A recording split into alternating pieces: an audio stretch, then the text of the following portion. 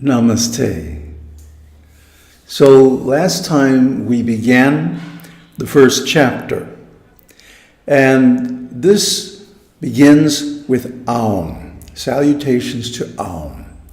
Aum, the three letters A, U, followed by the Bindu, a moment of silence, represent the four states of consciousness. Jagrat, or waking consciousness, Svapna, or dreams, Sushupta, or deep sleep, and Turīya, the fourth. It's only called the fourth because there's no way you can make a descriptive name for it. It's transcendental. It's Brahman. And Devi, Tripura, is the personification of this state of consciousness, which is beyond everything. Now, the interesting thing about Shiva and Devi is that Shiva, being undifferentiated Brahman, is by nature inactive, static. And Devi, by her nature, is very dynamic, full of qualities, full of action and desire and meaning and so many things. So they are qualitatively just worlds apart, opposites. Yet they are one being. This is like the Chinese concept of yin and yang. Okay? You cannot have action without inaction. You cannot have movement without stillness.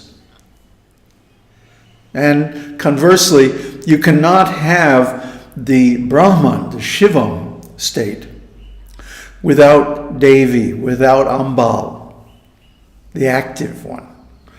They create each other, and they are both necessary as the complements. Therefore, the realization of Shivam happens in silence, in deep meditational trance.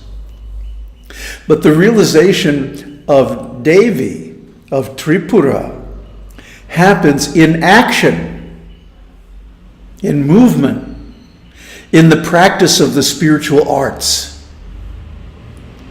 You see? So when we demonstrate here, for example, devotional chanting of Gayatri and other mantras, this is realization of Devi. It's not that you just sit in the corner. Even great sages like Ramana Maharshi demonstrated a life of action dedicated to spiritual wisdom. It's not that he just sat and did nothing, and maybe he received some visitors and made a few smart comebacks, It's the strange idea that people have. No, he was active from 3 o'clock in the morning in the kitchen. That was his devotional art. And through his cooking, he spiritually nourished the whole ashram. This is a spiritual art, see? For me, it's music. I've been a musician my whole life. So it was natural that when I came to spiritual life, I dedicated my musical art to spreading these vibrations that lead to wisdom. So one should realize both sides. This is one of the big problems with Neo-Advaita. People think that they can just think about this stuff. Or they can just meditate in silence and realize everything. No. You have to come out of silence. If for no other reason, to feed your body and go to the bathroom and stuff like that. Take a look at Buddha. Buddha was the archetype of the silent sage, right? But wait a minute. He walked all over India, at least the north part of India. And he taught literally thousands of disciples. That was his devotional art.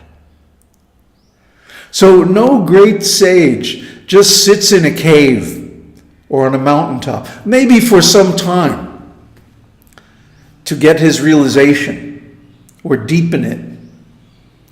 But a time comes when he goes into action, and his action is superlative. It's beyond anything. No one can match it. No one can even understand it. So one should give up this foolish idea that self-realization is only silent sitting. No, it's also action. Otherwise, you're only going to realize half, if you realize anything at all. Because they go together like we walk on 2 feet. Huh? How can you get any distance just hopping on 1 foot? But still, people think, oh, if I just sit silently, then I'll realize it. No. It's not practical. See, Devi is very practical. And in the North Indian tradition, there are these 2 kinds of gurus. Satguru, who is just the silent sage type, and Upasguru, who is all business, all action, all the spiritual arts. There are 64 of them. Someday I guess I'll have to do a video on that because it's very interesting. Now, let's go a little farther into this first chapter. He says, service to sages enables one to appreciate their innate kindness, just as the sense of smell helps one to detect the intrinsic odor of musk. The sages are kind by nature because they represent Devi, the universal mother, and she takes care of her children. So there are all these little things in spiritual life. For example, the seat of the guru is called Singhasana. What is Singhasana? Singha means lion, asana means seat. So who is seated on the lion? Devi. So the guru is the representative of Devi who takes care of her children spiritually. He gives them instruction, encourages them, teaches them the arts, and so on. So it takes up the story. Parasurama, already pure-minded and pleasing to all, was listening to the Gospel of Tripura from Dattatreya. He became abstracted in devotion, and so, growing still for a time, his mind became still purer. Then, as the mind relaxed, his eyes glowed in rapture, and his hair stood on end, as if his ecstasy could not be contained within, but must escape through the very pores of his body. He then fell to the ground before his Master Datta, being filled with ecstasy, his voice choked with emotion. So you see, this is the symptom of real enlightenment, real spiritual life. These ecstatic symptoms, they're not just sentiments. Try to understand this. But they're symptoms of great enlightenment. Technically, what's happening is that the prana is coming in contact with different elements in a pure state, in the tanmatra, the pure elements before they assume form. When the prana comes in contact with akash, which is space, sometimes called ether, which is not a very good translation, but anyway, then there's devastation. See, it said he became silent for a while. See? This is a form of devotional ecstasy. And then his body was quivering, and his hairs were standing on end. Probably tears were flowing from his eyes. His voice became choked up. I was recording this morning, And I had to be very careful, because if I allowed this energy it could easily get out of control and I wouldn't be able to continue. It happened the last time, so I had to be really careful. I actually got through it with a little quivering in the voice, but really there was like a waterfall of energy going through, and that has to be managed. So when the prana comes in contact with air, then there's quivering of the body and the hair is standing on end. When it comes in contact with water in the pure state, then there's torrents of tears. And when it comes in contact with earth, then one gets all kinds of physical symptoms, quivering in the body, heat in the body, sometimes sneezing, coughing, yawning. There are so many ecstatic symptoms. There's dozens of them. But they're not due to any physical cause. That's the thing. They are due to the prana moving in the shushumna, in the middle channel, middle spinal channel, and reaching the top of the head and touching the different pure elements there. This is worship of the Devi. This is ecstasy. It's felt internally as ecstasy, although it may look externally like some kind of suffering or some kind of disturbance. It's not. It's pure pleasure, and there's no equal to it. Sex life is nothing compared with this devotional ecstasy.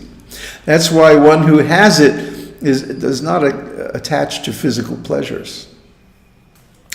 So, he said, "Does not the god of death verily merge into the self if only one's master is pleased with one? The Guru's grace gained, I have gained all."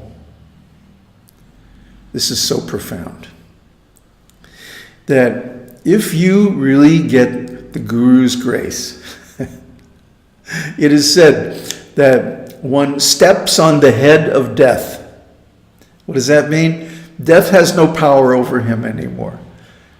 He loses the fear of death. He also loses all attachment for the body and the mind, automatically. So these high states of meditation, of, for example, Turīya, are automatically reached by the devotee. And this is why Shankara and Ramana and Chandrasekharendra, all the great teachers in this line, state that jnana and bhakti are one and the same. One who gets one gets both. So this is another disqualification of the rascal Neo-Advaitins, that they can't understand bhakti, they can't do bhakti, and they certainly can't get the result of bhakti. So because of that, they are also locked out of the higher states of meditation. Now, when I was a Buddhist monk, I breezed through the 4 paths in like 3 years. Why? Because I had a background in bhakti, deep background in bhakti, 32 years. So, for me, it was very easy to transfer that energy to meditation. And conversely, the other way around, if someone is very highly realized in meditation, they also get the result of bhakti. Because the two, the Ida and the Pingala, the left and right spinal channels, merge into the Shushumna in the state of realization. So,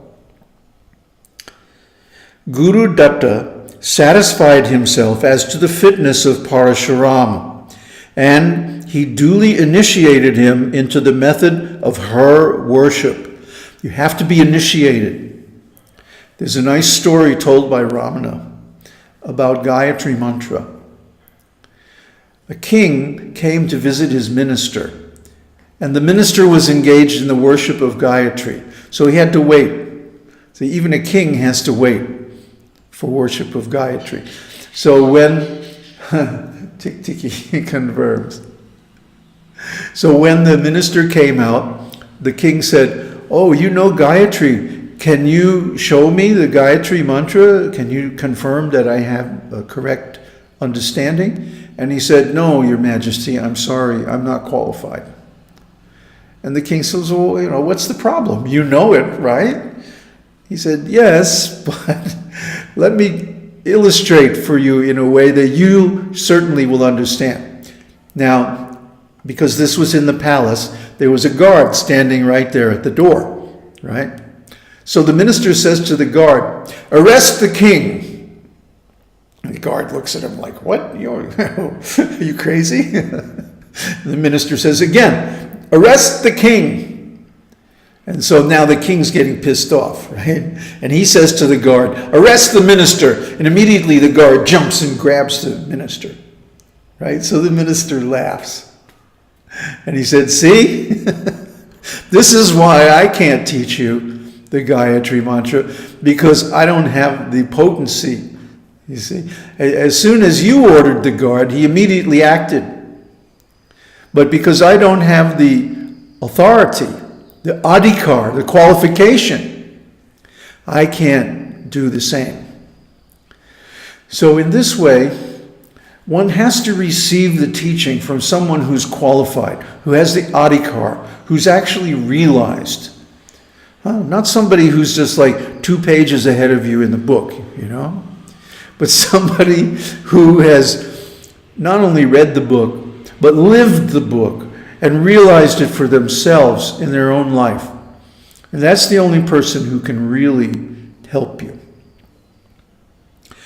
Parasurama learned from the sweet lips of Sri Guru all the details regarding recitations, figures for worship, and different meditations, one after another. Now, the worship of Devi uses certain figures called yantras. Yantras and mantras go together. So later on, when we get into Saundarya Lahari, we'll go into the yantras and mantras. But again, if you're not initiated, they won't have any effect, or they'll have poisonous effect. Because if you try something and you're not qualified, oops, you can make an offense. So, having built a clean and comfortable hermitage, he was engaged for 12 years in the worship of Tripura. He incessantly contemplated the figure of that holy mother Tripura, performing at the same time his daily tasks and the special ceremonies connected with her worship and recitations. 12 years thus passed in a flash. If you really get this, if you actually become rightly situated in worship of the goddess, then actually your whole life will just pass in a flash. Because you will not be living in this world. You will be living in the higher world, where time moves differently. One day in the higher worlds is 100 years on planet Earth. So what is a human lifetime? It's like a day or so, less than a day, just an afternoon, in the higher planets. So when we really come in touch with Devi, we find the days just breeze by and everything goes so beautiful and smoothly, and even if there's problems, we can deal with them so easily because we have her grace and we have the knowledge, we have the power. The name of the goddess is like a weapon that can cut through any kind of maya, any kind of difficulty, any kind of suffering that happens in the material world, because she's the cause of it. So when she becomes active in our hearts, that means the end of all suffering, because we'll be in samadhi all the time. Om Tat Sat. Om Harihi Om.